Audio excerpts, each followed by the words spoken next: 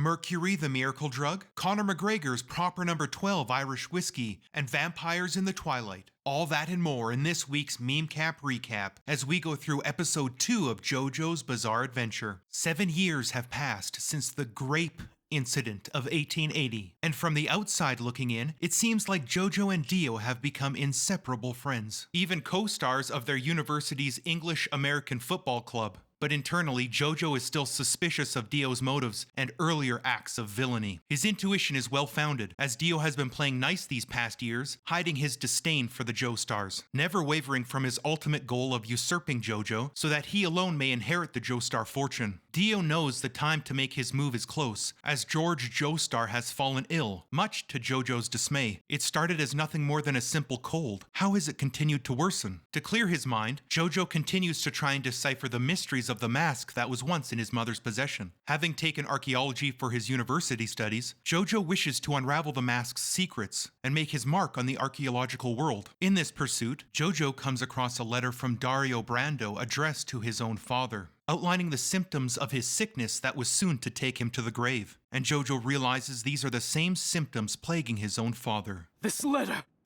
Having read it, all has been made clear!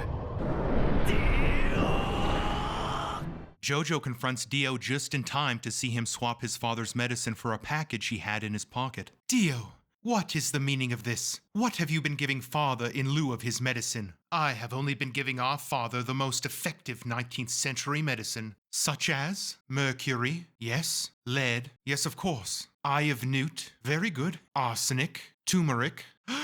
Turmeric?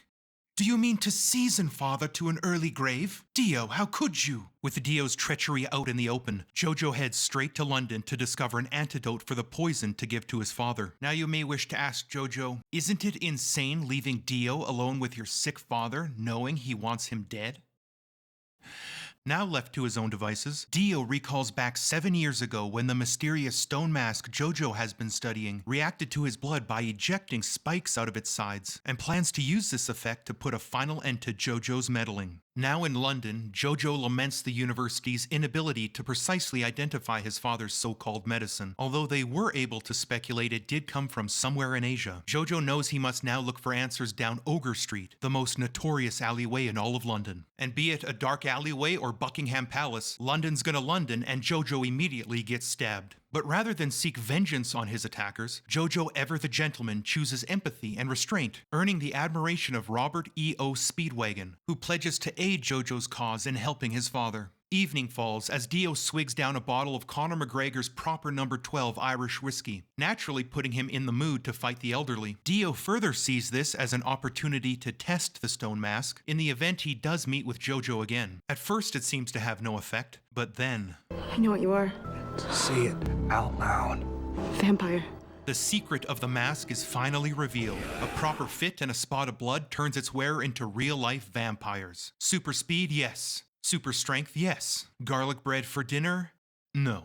Would you take that deal? Oh, and no more sunlight, but let's be real. It's not like anime watchers are outside touching grass anyway. Dio manages to make his way back to the Joestar Manor, only to find JoJo has returned, and with him proof of Dio's poisoning of George Joestar. But what JoJo didn't bring was a single souvenir from his trip to London for Dio.